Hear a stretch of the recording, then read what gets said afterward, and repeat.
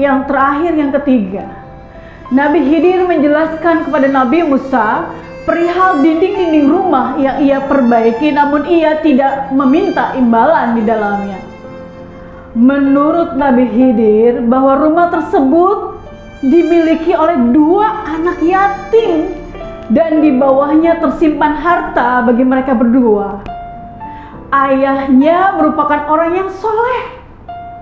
Allah Subhanahu wa Ta'ala menghendaki agar saat dewasa kelak anak tersebut dapat mengeluarkan simpanannya tersebut sebagai rahmat dari Allah Subhanahu wa Ta'ala. Dan bukanlah Nabi Khidir melakukan itu semua karena keinginannya sendiri. Demikian itulah tujuan perbuatan-perbuatan yang kamu tidak dapat sabar terhadapnya, wahai Musa. Quran Surat Al-Kahfi ayat 82. Dari kisah ini, apa yang bisa Anda petik pelajarannya? Insight apa yang Anda dapatkan dari ini semua? Apakah Anda mampu memaknai semua itu? Dengan 3 kisah dalam perjalanan seorang Nabi Allah yang kaya akan ilmu, sehingga akhirnya Nabi Musa datang kepadanya untuk menggali ilmu dan meminta diajarkan ilmu Allah yang lainnya.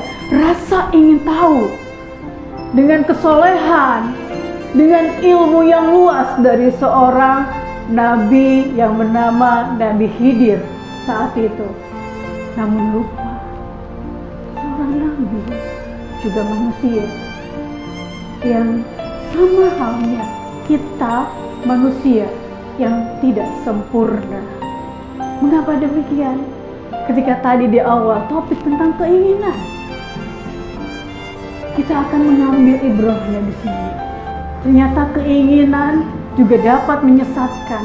Kenapa? Ketika keinginan itu dengan level energi di force di bawah, level yang rendah dengan frekuensi hertz 125 Hz, adanya hasrat, keinginan kuat, akhirnya pada prosesnya kemelekatan dan diperbudak. Karena prinsip tadi, yang dia lihat, dia dengar dan dia rasakan, semuanya tidak baik. Namun bagi Allah lah di situ pesannya, kebaikan itu ada. Keinginan ini itu banyak sekali.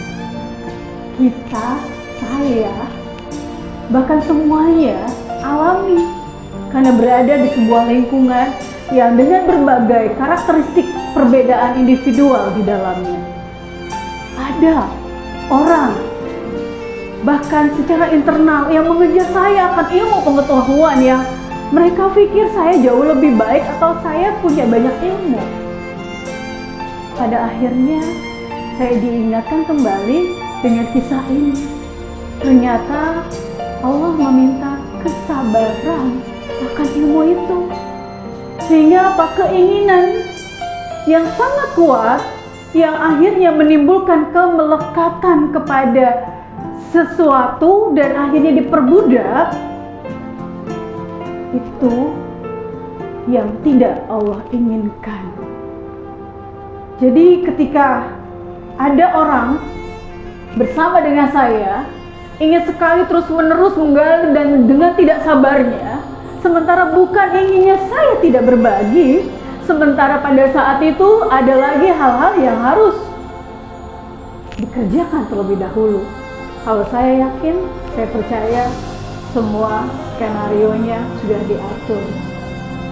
Saya tahu bahwa apapun yang terjadi tentu atas izin Allah Subhanahu wa Ta'ala. Maka ketika saya tunda untuk memberikan itu, saya tidak tahu pesannya apa. Namun ketika kembali kepada surat Al-Kahfi, barulah saya paham ternyata yang diminta adalah kesabaran terhadap ilmu itu. Maka saya yakin dan percaya ilmunya Allah itu maha luas. Dan ilmunya itu pun izin Allah kepada orang-orang yang memang siap menerima ilmu itu, bukan karena kepentingan, bukan karena rasa ingin tahu, atau bukan karena keinginan yang melampaui batas lagi. Jadi apalagi yang bisa Anda petik hikmahnya dari pelajaran di kisah Nabi Khidir dan Nabi Musa? Anda tentu paham, kita berada dikelilingi orang-orang yang bahkan sudah lama berada di tengah-tengah kita, namun mereka tidak mengenal kita. Orang yang berada di tengah-tengah kita, namun mereka tidak mengenal kita. Sehingga apa? Rasa ingin tahunya sangat tinggi. Keinginannya untuk menjadi diri seseorang itu semakin tinggi. Ketika dia tertarik, ketika dia merasakan bahwa adanya sesuatu yang spesial dan istimewa. Contoh, saya pribadi mengalami hal demikian. Ketertarikan itulah yang menimbulkan keinginan, ekspektasi yang lebih tinggi lagi, yang ternyata level energinya 125 saja. Dan Anda tahu kalau sudah seperti itu, orang tersebut menggunakan otak reptil, karena reptilians artinya karakter hewani ada di situ. Itulah yang menyebabkan dia low energi dan akhirnya sulit mencapai tujuannya yang dia kira awalnya itu baik. Banyak yang terjadi seperti itu, bersama namun tidak kenal, dan akhirnya terus-menerus menggali tentang diri orang tersebut. Sejauh mana ilmunya, sejauh mana kepakarannya, sejauh mana harta bendanya, sejauh mana kecantikannya, dan lain sebagainya, sehingga dia tidak menjadi dirinya sendiri karena diperbudak dengan keinginan. Dia tidak menjadi dirinya sendiri karena sesungguhnya Allah Subhanahu wa Ta'ala sudah mengkhususkan memberikan seluruh potensi kepada hamba-hambanya ketika dilahirkan di muka bumi ini. Namun dia lupa dan dia tidak melihat ke dalam dirinya. Dia hanya melihat keluar ke orang lain. Maka timbul dan muncullah keinginan-keinginan tersebut yang membelenggu dirinya, yang membelenggu potensinya yang harusnya dia tumbuh subur. Namun pada akhirnya kegagalanlah. Dan kisah terakhir di Al-Kahfi 82 tadi, pada akhirnya Nabi Khidir memutuskan untuk berpisah dengan Nabi Musa. Nabi Khidir memutuskan berpisah dengan Nabi Musa karena ketidaksabarannya terhadap apa yang dilakukannya. Jadi sahabat VGH, semoga Allah memberikan pemahaman kepada kita semua. Ada bagian-bagian yang Allah tutup tabirnya untuk tidak kita ketahui, karena Allah Maha mengetahui mana yang paling baik untuk diri kita. Dan ada pula yang Allah buka seluas-luasnya ilmunya untuk mengalir ke dalam hati dan pikiran kita, ke dalam jiwa raga kita, dan Allah menentukan pesan untuk disampaikan kembali. Bahkan peran kita di situ pun teruji. Jadi sekali lagi saya katakan, keinginan berbeda dengan kemauan. Keinginan level energi low, dia di force yang menggunakan otak reptilian dan Anda sulit mengontrol itu.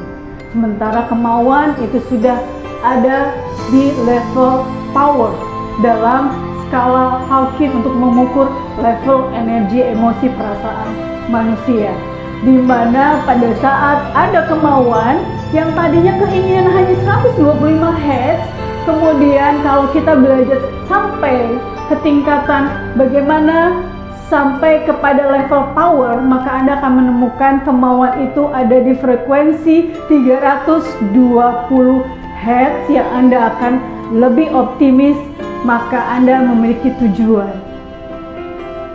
tidak menjudge. Jadi berbeda. Kemauan dari dalam saya mau menerima, saya memiliki tujuan, namun keinginan itu muncul kemelekatan dan akhirnya diperbudak dengan itu semua. Pesan saya, karena saya sudah mengalami ini semua, segala sesuatunya kembalikan kepada Allah Subhanahu wa Ta'ala. Saya menjadi diri saya dan Anda menjadi diri Anda berdasarkan apa yang Anda alami, apa yang Anda lihat, dengar, dan rasakan selama perjalanan hidup Anda. Maka kita berbeda, dan perbedaan itulah yang Allah ciptakan dengan penuh keindahannya. Jadi, apa yang menyebabkan saya menjadi diri saya dan Anda menjadi diri Anda? Dengan ini semua, kita dapat belajar mensyukuri banyaknya nikmat Allah yang ada di dalam diri kita sendiri. Sehingga apapun yang Anda tuju, apapun yang Anda harapkan, perbaikan seperti apa yang bisa membuat Anda jauh lebih baik, Anda sendiri yang menentukan, dan atas izin Allah Subhanahu wa Ta'ala tentu itu akan terjadi. Saya Nenden Taresia dari Veda dan Tari Harsa Resources 19 Bandar Lampung mengucapkan semoga Allah Subhanahu wa Ta'ala meridhoi kita, memberikan kekayaan ilmu pengetahuan, namun tetap berada dalam koridor hamba yang menerima, bukan hamba yang menuntut, bukan hamba yang selalu bertanya, bukan hamba yang selalu meminta haknya, namun akhirnya lalai terhadap kewajibannya sebagai hamba yang taat. Terima kasih atas perhatian Anda. Mohon maaf lahir dan batin. Wassalamualaikum warahmatullahi wabarakatuh.